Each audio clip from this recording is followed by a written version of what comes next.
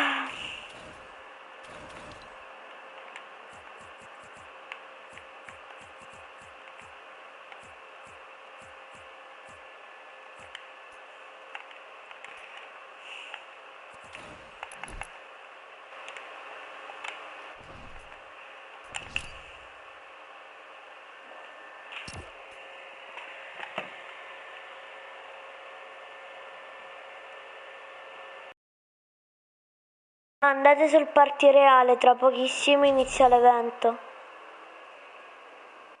Raga, andate sul party reale, tra pochissimo inizia l'evento.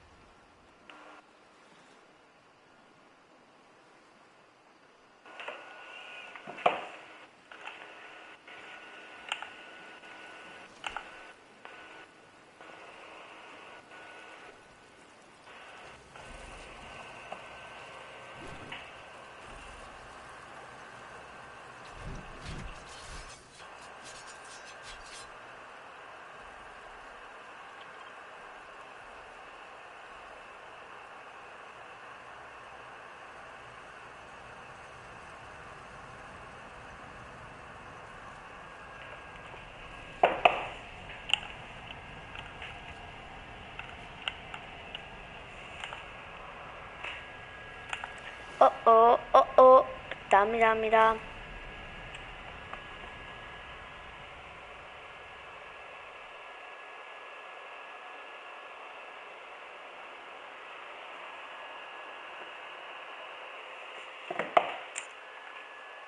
Ma bella salve, Volpo. Ciao, buon Giorgio. Ma buonasera, ma che Oddio, quanto è figa la Galaxy femmina, buonasera. Ciao. Ciao, ti stalkerò, ciao. Ciao, ciao, ciao, ciao. Tutto, ciao, ciao, ciao, ciao, ciao, ciao, ciao. Dovunque. Dio, è bellissimo. Non c'è rumore, Dio. Oddio, poi c'è la banana. Non vanno i balli, è buggato. Cioè, non vanno i balli. Ma dai. Cioè, voi buggate il rumore. Tanto ammiro la Galaxy, un tempo, cacchio è bella. Cioè, basta che muovi un po' la visuale, guardi lo spazio. Bellissimo. Lo so.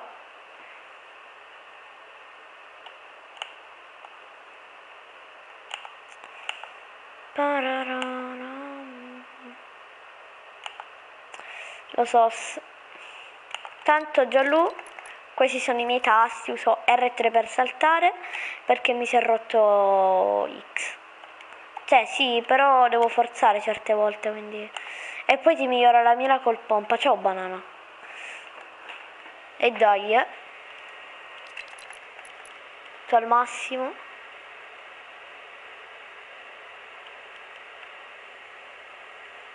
Tutto al massimo. 4, 3, 2, 1, let's go. Banana, non mi copiare. Ma ragazzi, avete rotto lo spettacolo. Oh, ok. Look now, look how they running. They beating white people down just to show us what's coming, or to show us we nothing, or to show us we only welcome us singing or balling. Just shut up and dribble.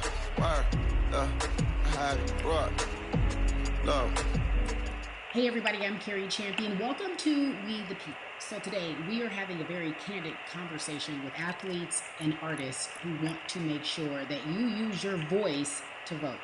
Voting is your voice. So in this country, it's really truly unprecedented. So I'm looking forward to these conversations. Okay, I think you'll be educated as well as entertained.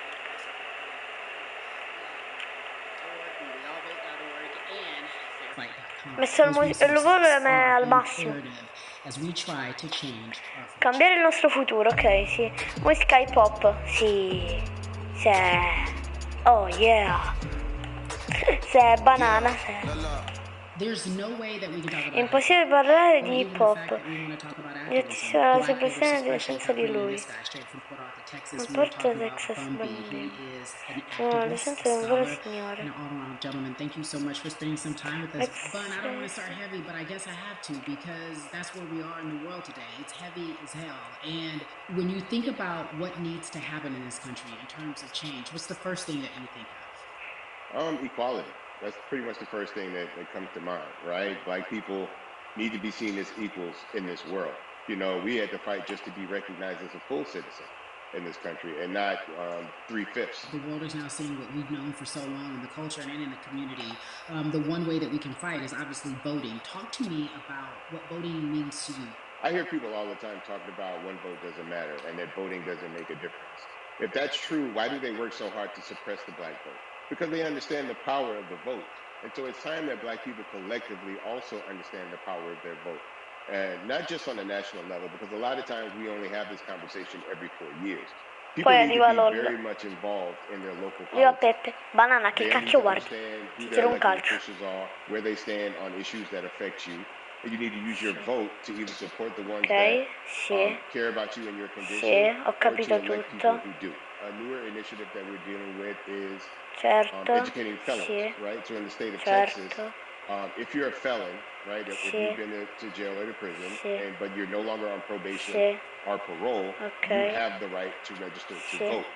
Va bene. Another thing that was just brought to my attention is an initiative called Orange, which is happening not just in Houston, but all over the country. If you're in jail Banana. currently, Ciao, banana. during pre-trial, but you have not been convicted, like you're still in jail waiting for your day in court, you are still eligible to vote. And you said something so key. They work so hard to hope that we stay uninformed, but more importantly, to suppress the black vote. If you could do one thing with this message that we're trying to send today about how important voting is, what type of images would you like our people to understand and see when they go to these polls and vote, or when they cast their ballots? I think the images that we've all seen, you know what I'm saying, for decades in this country, if not centuries in this country, we've seen black people oppressed, we've seen black people attacked. So every time you look back and you see those old black and white images of people of color being attacked by dogs and people of color being sprayed with hoses, that's what they were fighting for. Back then, they were just fighting for a chance to vote. People like Martin Luther King Jr., people like Malcolm X, Oddio, adoro le these banane. people died to help us Allora, be farci in a avere position to have the power that we quello che have now, abbiamo which ora. is to be able to cast Poter a vote and votare make e a decision scegliere about the people that have chi control over our lives. governa. So, I mean, Se nella vostra if you in comunità your vi own community serve need a reason to vote, look motivo at a per person votare, like George Floyd. guardate If George the people in Floyd, your ok? city are not open to police reform, are not open to having a conversation about defunding the Togliere police, fondi are alla not open polizia. to issues concerning economic Non mi equality, interessa la judicial moglie equality, racial giudiziaria e equality, razziale. right? If they're scared to say Ho Black Lives paura di Matter, dire le you vite have nere the per le power to gente. put people in those positions who Ok. do believe that Black Lives Matter, Poi who arriva do la believe regola. in racial equality, economic equality, judicial equality, right? Ok. Who see us as human beings. And if the people in your community don't feel that way, vote them out. It's that simple. You just vote them out. We don't have enough time to sit around and hope that people change their minds. Yeah, Bumby, you point out something so important. We have the power. Siamo And that is in votati. our vote, and that is with our Questa è voice, la and that's nostra how we voce use per our farci voice. sentire. I think of where we are right now. Cosa? People say this is a particular moment. Ma che It is a cacchio di movement. orecchino Not hai, just a Fra? moment, it is a movement. Why, in your opinion, was it George Floyd's death? Why was that the chosen brutality for people to say, oh my God, black people are still oppressed in this country? And it is not. Non è giusto. I think it's twofold, Carrie. In so many different encounters between people of color and the police, there simply is no proof of what happened in the interaction. And so what happens is, in a court of law, it tends to lean towards the policeman's point of view, right? In this case, we saw very clearly what happened. I think the other thing is due to the fact that everyone was at home, basically, during this time period in relation to the coronavirus, you couldn't avoid it, right? It was on every television station. It was on every social media platform. Everywhere you turn, you were constantly hit upside the head with this message. You see in the interaction that this man did nothing to deserve what happened. That's right. I think that's so well said, because if you think about it, in the grand scheme of things, it wasn't worth it, and he didn't have to lose his life. I think that you touched on something that a lot of people talk about, and that is now defunding the police. That has been such a huge conversation, but there's so many misconceptions around defunding and dismantling. If you will, educate the audience. All right, so most people, when they hear the term defund the police, they tend to think of, oh, they're going to take away our police department. Nothing could be further from the point. Defunding the police means that in certain communities, even Houston, take for example, we had over $1 billion allocated to our police force. Now, what is that money being used for? Some of that money tends to be allocated towards riot shields, right? Pepper spray, right? That kind of thing. That's only used against the people that fund this budget, right? So why would the people want to supply the police with the means to oppress them? If the police with a higher crime rate, well, higher crime rates tend to happen in communities where there's not employment opportunities, right? There's not a lot of social services, and people are going to do what they need to do to take care of themselves and their families. When the community has more opportunities for employment, more opportunities for upward mobility, then they tend to be less of a strain on the government. They tend to have a lower crime rate, and because of that, we will have less need for the police in those communities. You are passionate about so many different things in terms of making sure that we are holding our leaders accountable. Talk to me about some of the other projects that you're working on. Well, right now, obviously, being a part of More Than a Vote is essential. We're dealing with primaries in this country right now, and we just want to educate people. We want to inform people because people are tired, they're angry, they're concerned, and they want information and they want action. And so we want to make sure that we give them the right information and lead them in the right direction. And we thank the people that do not look like us for standing with us right now, because it's very important that people who aren't black be involved, because if black people could have gotten rid of racism, we would have done it hundreds of years ago. And so I'm trying to use my voice and my platform just to let people know that if they feel like I do, there's a number of places they can go to enact change in their community. People need to know about how their city council runs. They need to know that they have the ability to speak when city council meets, to let them know that that's not the way that they feel their city needs to be run. Those are not the places that they feel the money of their community needs to be allocated. And but being even a step further, they can run for office in their local community. They can run for positions. Like, people act like they leave it up to somebody else. If you're upset, it's not hard to get on the school board. It's not hard to be a part of the city council. It really isn't. And depending on how small your town is, you could be a mayor. It's the power is with the people, and we need to just know that that's happening. Absolutely, and it's always been with the people. You know, if you look at Trayvon Martin's mother, Sabrina Fulton, right? She felt that there was a system of racism and a system of oppression that led to her son's death. And so what did she do? She ran for city council, and she was elected city council. Our own former president, 44, Barack Obama, right, started in the community as an activist, ran for an elected position, became senator, ran for another elected position, became president of the United States. So don't think that you can't make a difference. You know what I'm saying? You don't need a lot of money. You don't need a lot of power. Your voice is enough to make a difference. Amen. I feel like I need to go out and run for something. You gave me a rousing speech there, sir. I'd be remiss if I didn't ask you this. When I talk to my brothers, I have to ask you, as a black man, how are you doing? Are you okay? I'm good. I'm good. I have a very strong relationship with God, so prayer definitely works for me. I have children and grandchildren who are watching me, who are encouraged by what I do, and they're proud of me right now, you know, and that's really what matters, you know. The change starts at home, you know, so as long as you have a support system that believes in what you're doing and supports you in what you're doing, you have everything you need to go out there and fight the good fight. And for those that don't, there's a community of people here to help you. So you can go to places like morethanavote.org. There are many different places that will encourage you, inform you, and they will put you with groups of people that feel like you, that are ready to take action. So no one has to go about this alone if they want to do it. We're stronger together. People have been saying it, but that has much more meaning now that we are in our movement, not just this moment. Bambi, it has been an education, always a pleasure. Thank you so much. I appreciate you. Keep fighting. Keep up the good fight.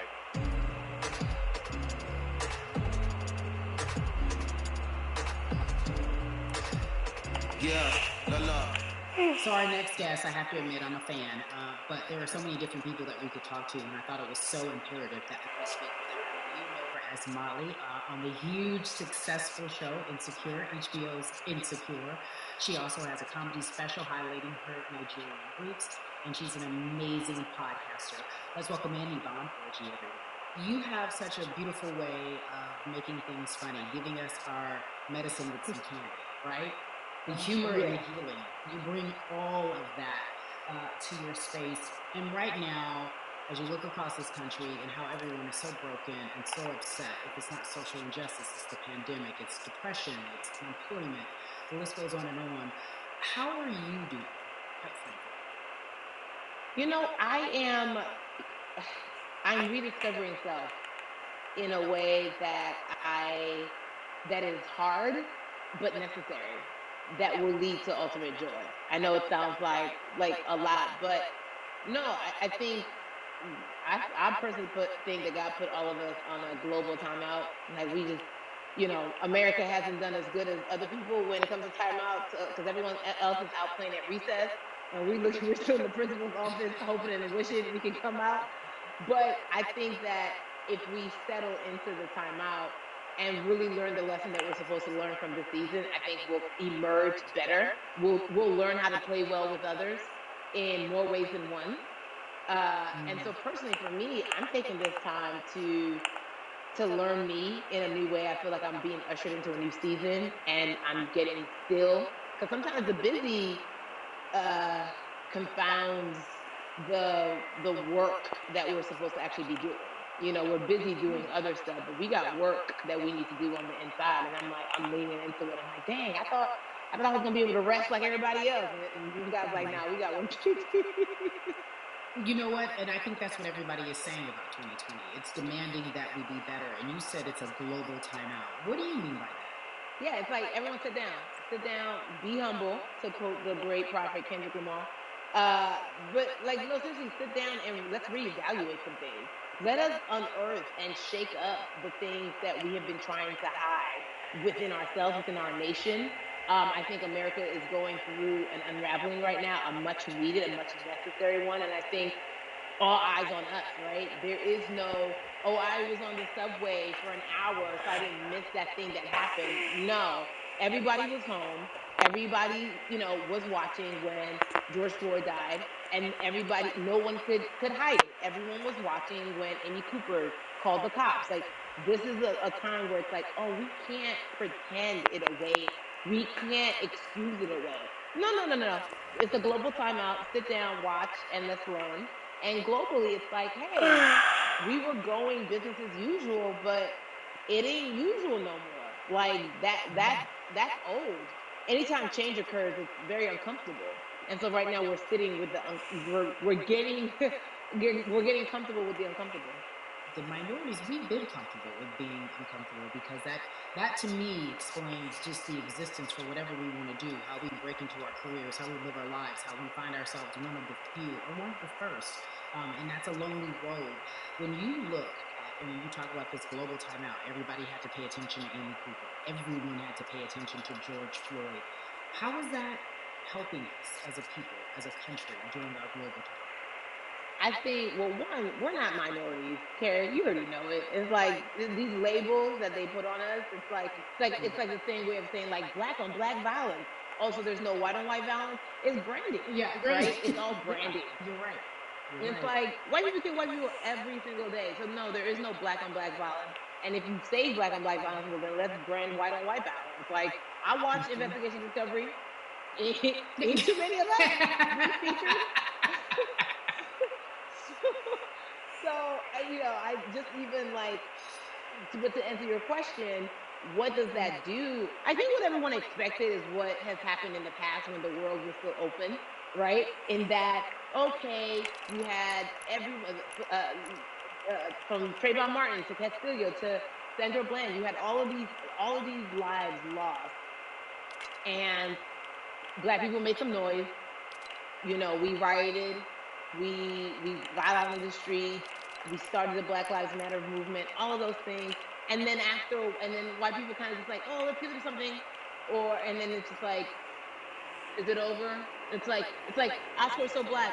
Okay, good. We gave you some Oscars. Are we good now? Like, are we even? And it's now it's just like, oh no, no, no, no, no. This is not about like a band-aid. It's like, yo, we might have to amputate the leg a little bit. But it's all right, because by amputating the leg, we're gonna save the body. And so I think that's what's happening now. Like, America is realizing like, oh, black people aren't just making a little bit of noise. Like, the protests are still out, the conversations are still being had, the change is still being demanded. And I think they're seeing, oh, this is not going away. And no, it's not, because we need systematic change. What a beautiful way to explore what is happening and describe our.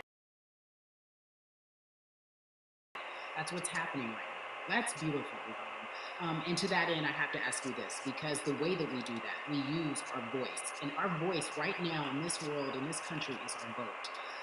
And everyone talks about voting and how important it is, but I feel like more than ever we understand that it's not just about voting every 4 years for the man in office. It's about your local elections. It's about the mayor. It is about the district attorney, the people who have the power to bring charges against police if police brutality is an issue in your community. If you care about your school district, you can run for the school board. I ask this of you, right? Your parents are from Nigeria. You are Nigerian. You talk about that very lovingly. What does voting mean for you?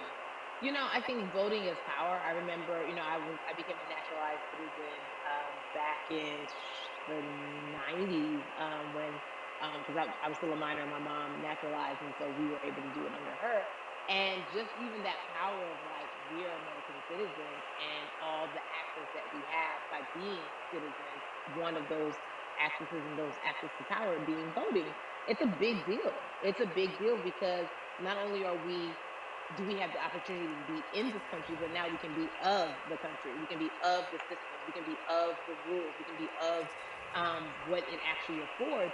But I think going back to your earlier comment about just the setup of systems, I think we are done a disservice, either it's schools or whatever it is, and I'm not putting teachers on blast. I think teachers do a phenomenal job, but for some reason, we do not, and give them all the raisins. I know too many parents who are like, this child of mine, I do love them, but hey, where can I drop them off? And I do think that there is a disservice done because, again, when we talk about voting, to your point, we talk about every 4 years. It's important to vote for the presidency. We don't realize, like, oh, snap, we actually can vote about, like, how much our libraries get. It's like small things like that, but they make a big difference. When you think of voter suppression in this country, what does it look like for you? It's the systems. When we talk about voter suppression, we also talk about systematic racism, right? It's all the systems that set up. And we've normalized, okay, maybe your job will give you a half day, or maybe, you'll be able to get this luxury. It shouldn't be a luxury. It should be built into the system. It should be built into the fabric of how we vote. But maybe you'll be able to get this luxury in order to enable you to go vote. Think about everything disenfranchised, marginalized Black person has to endure in a day. So in a day, you need to get to work.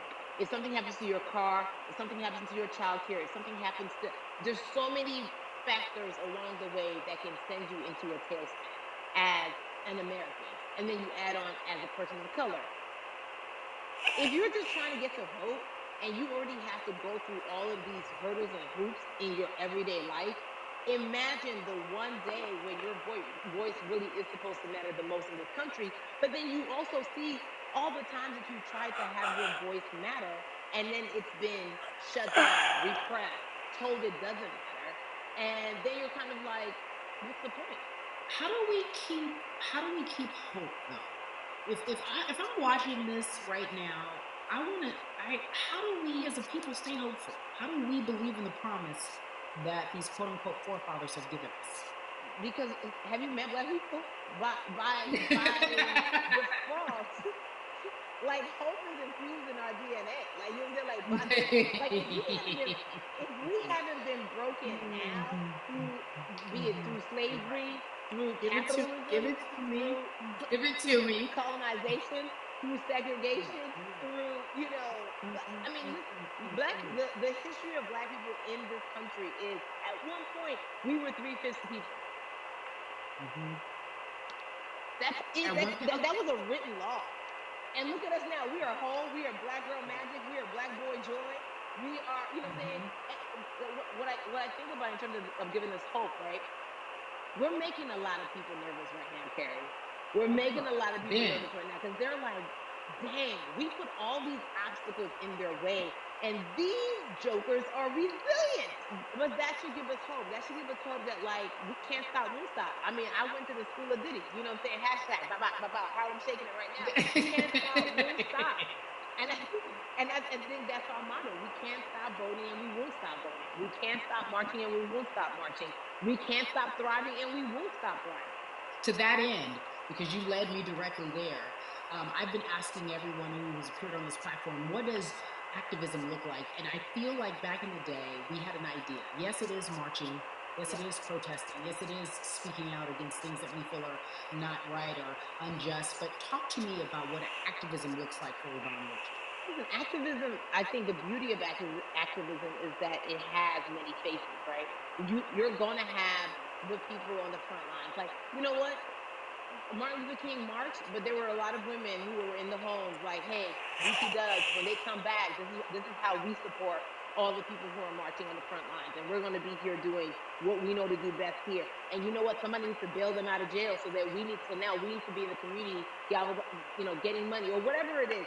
So it's like everybody has a position to play. And so play your position like a shortstop, bro. So whoever you are and whatever you do, play your position. So activism could look like, you know what? I'm not the one that's built to be on the front line, but you know what? My pockets go deep, so I'm gonna support the people on the front line. I'm a comedian. Black joy is a form of activism. there's always a call for entertainers or celebrities that have the platform to do something. Why aren't you speaking out? I'm not a believer in thinking that it's mandatory. Like you said, everyone can be an activist and be activated in different ways. But talk to me about the connection. Talk to me about the marginalization in your world and how you feel like it Cosa è successo?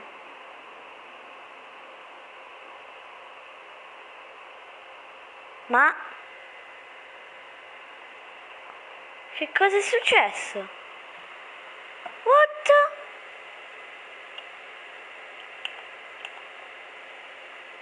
Ways that we can actually be more uplifting to the community that we don't even, you may not even realize that you're serving. Before I let you go, talk to me about the urgency, in your opinion, for people to vote, our people to get out and vote this time of election. Yeah, I mean, guys, right. If you think you're tired now, I'm telling you right now, we cannot take this sitting down. We can't take this joking. I understand that it may be hard to figure out who to vote for, but at the end of the day, we gotta vote for our families. We gotta vote for our legacies. We gotta vote for continued progress. We have to vote for upward mobility.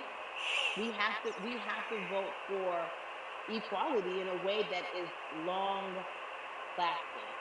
And if we succeeded before, we can do it again. You talk about the whole. This is the time. This is not the time to give up. This is not the time to pretend away that we haven't made progress. We have. There's still much more to be done. And you know what? We might have to get to a point where we pass the baton to our children and our children's children, but we still have work to do now for that generation. Orgy, you are everything. You are Molly, but you are not Molly, but I love you so much as Molly on HBO. Ok, ciao. You are an amazing podcaster, Jesus and Joel. Shout out to Lovey. And then we also have movies. Like you, The World, you're a model, a cover model. Also, wait, don't let me forget your hugely successful stand-up comedy special on HBO. Girl, you're doing it all. And I am so grateful. You're truly the dream. Come si vede da dietro? Aspettate. Bellissimo. Everything. You're a beautiful, beautiful soul. I really, really mean that from my heart. Yvonne Orgy, ladies and gentlemen, nothing but the best and excellence personified. Thank you so much. I love you. Ciao io. Vorrei ballare ma non posso. Yeah, la la. So Atlanta has been one of the hotbeds in terms of political unrest and social injustice. We've seen so much happen in that city, and we've also seen so much come from that city. Poveretti questi. Founding fathers of the civil rights movement, and that's Martin Luther King Jr. But right now, we want to welcome in someone who has used his platform to talk about voting, to talk about racial injustice, and how he's trying to help. Atlanta's very own Russ joins us now. Ciao. Russ, Sì. I'm not going to fan out and tell you what some of my favorite songs were that I listened to repeat on yours. We're going to get to the topic at hand. So we got to talk about, recently you did an interview where you shared your outlook on culture and music. And you also were very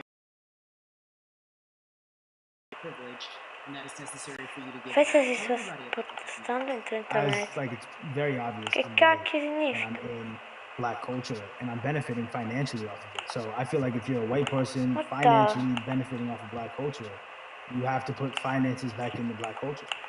Si sta spostando dall'altra parte.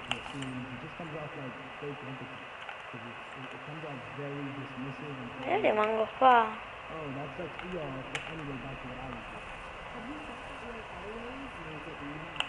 Because of the time of where we are in this country. I've always had the feeling, I think now, che probabilmente si va al parco adesso. Perché è all'1:20, sì. Tra poco c'è l'altra parte. It's to the point now where you can't, first of all, you can't not say anything. Second of all, though, I just think saying something isn't enough anymore. I think, if you have the ability to put money back into a culture that you're financially benefiting from, you have the ability to, you should. it's interesting that you talk about it in that way, because some people do believe that silence is the best way to go, because it's hard to talk race, especially if you're white and you're in the Black culture. People just feel as if they can't talk about it. They feel awkward. They feel as if they don't have the privilege or the voice or the words. How do you find yourself right now in terms of interacting with people when they want to talk to you about social injustice, police brutality, what's going on in this country right now? Well, first of all, picking and choosing whether you want to be silent or not about race, that's a privilege in and of itself. But no, I mean, I try to just do my best to listen to the Black people around me and the educated Black people I have in my life. So I do my best to not act like I have all the answers for everything, especially in a culture that I'm not from. But that's why when we decided to raise the money for Black Lives Matter organizations, when we raised 500,000, we got on the phone with some of the women who started Black Lives Matter. I got on the phone with Tamika Mallory. I was on the phone with Karen Civil and talking with my friends to make sure the money went to like the correct places, and people who really need it. It's just about listening. That's all. It's about listening.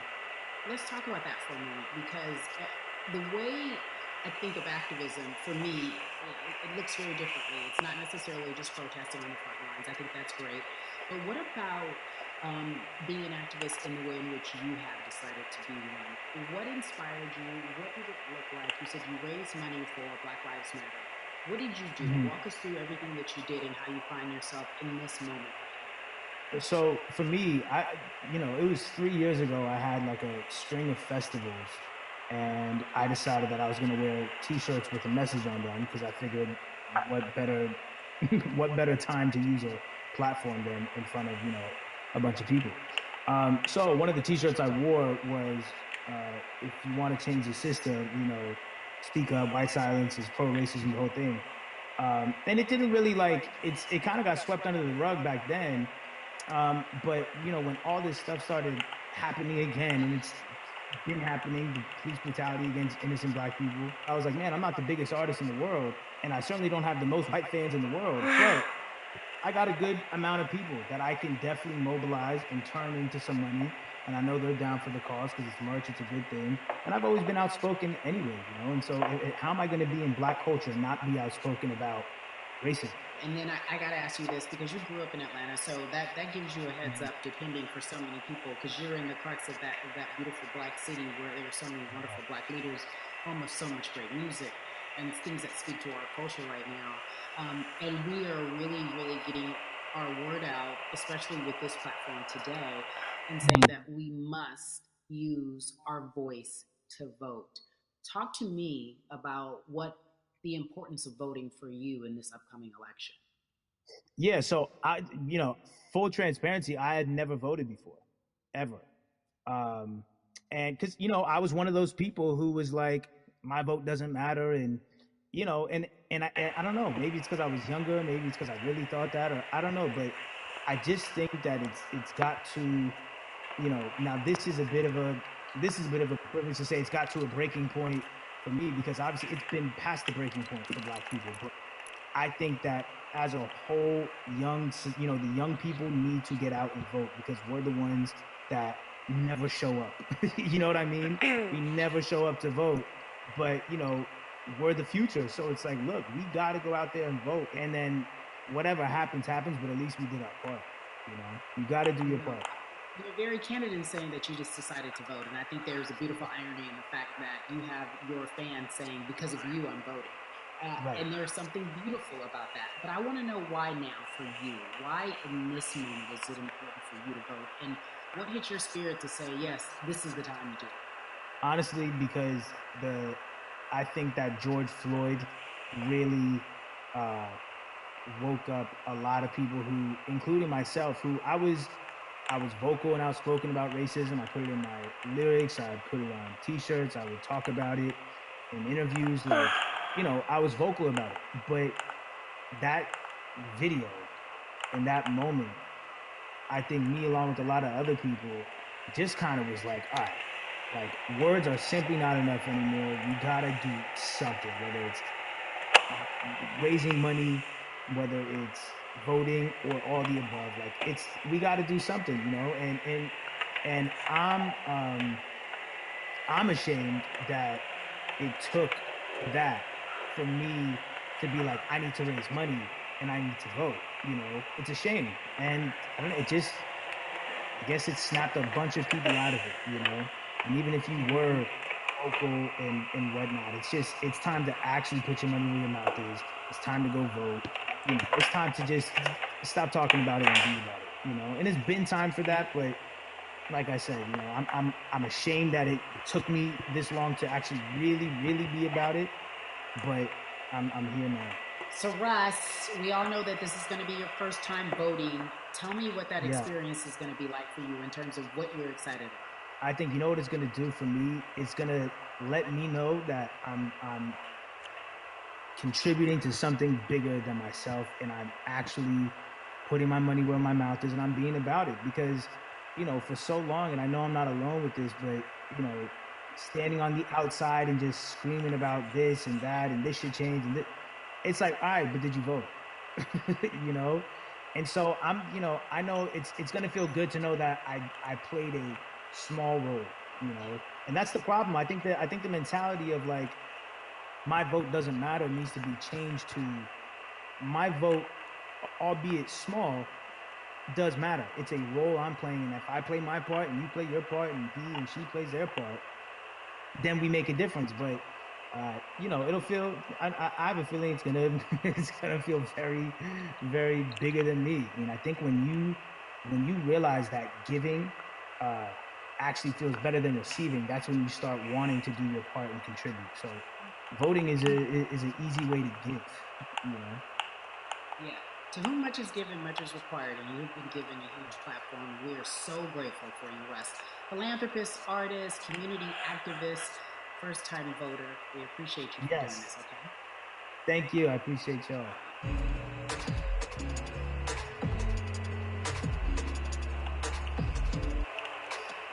Yeah, la la. So cities like Atlanta and Chicago have been at the forefront of the discussions, especially now in this country when we're talking about COVID-19 and systemic racism, as well as police brutality and what we can do in this country. Again, we're continuing our conversation, letting you know that your voice is your vote and your vote is your voice. We can change where we are in this country. Currently, I'd like to welcome in Chicago Cup right holder Jason Hayward. I appreciate you. I brought in Atlanta and Chicago because I know you grew up in the metropolitan area of Atlanta, more specifically McDonough, let's be technical. And you have been very vocal throughout this entire time in terms of what our country's been experiencing. Let's look at the past month and a half, if you will. What has been the hardest thing for you to deal with? The hardest thing for me to deal with, Carrie, this last month has just been going from the virus shutting everything down to us being called to action.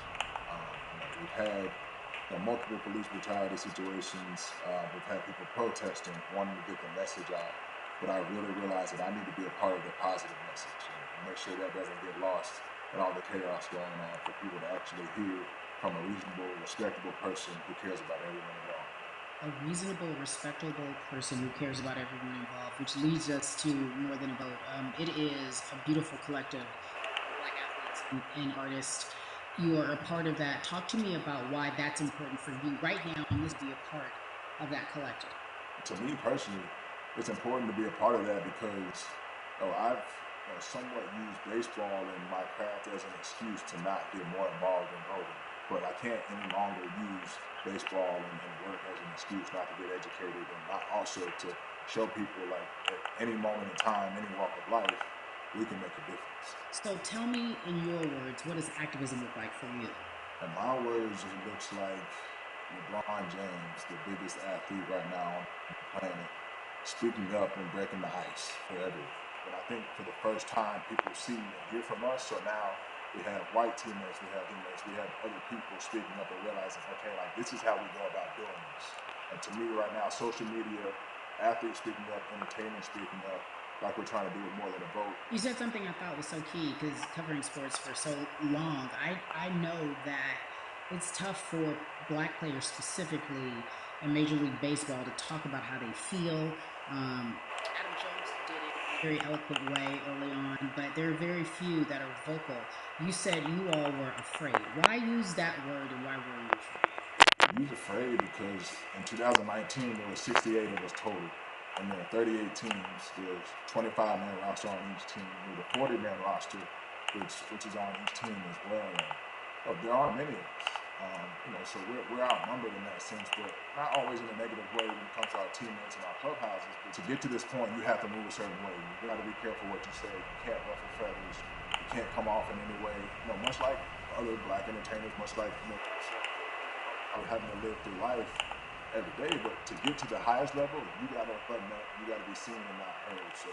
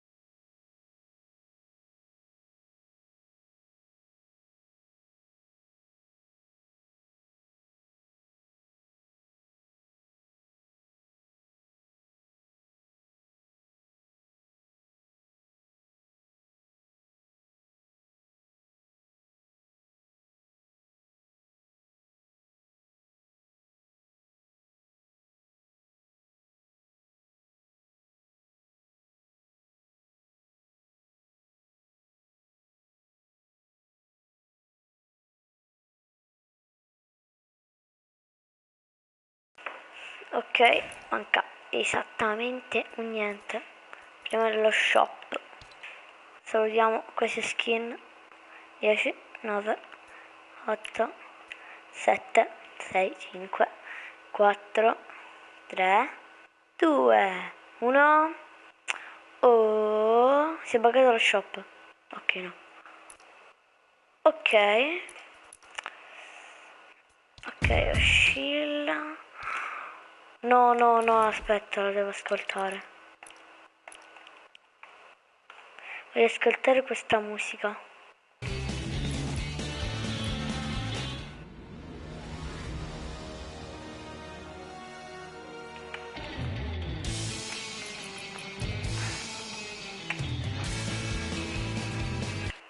Ah, ok, molto strano.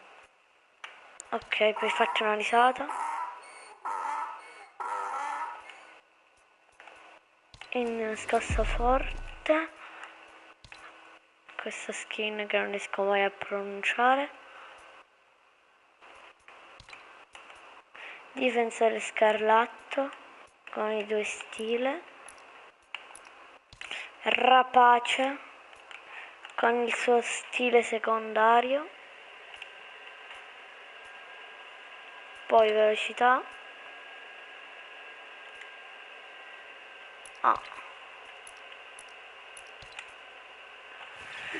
Bombardiere d'assalto. Stato accetta richiesta.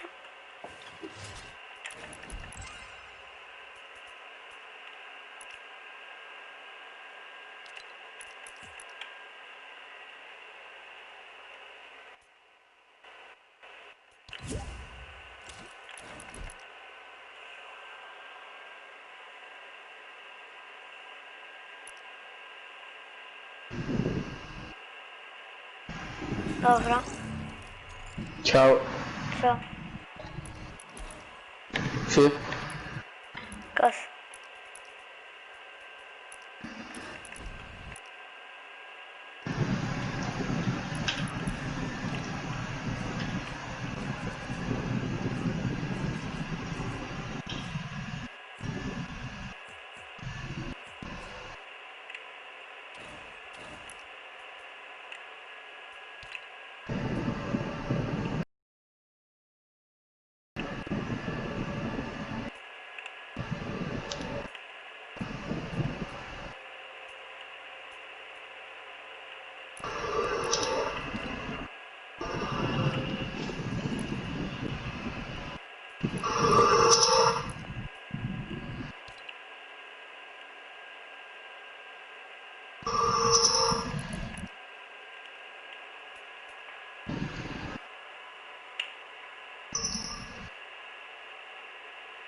Fra? Sì. Perché mi hai invitato?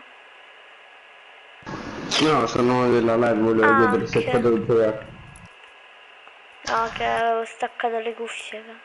Dovevo fare una cosa col telefono di importante. Ok.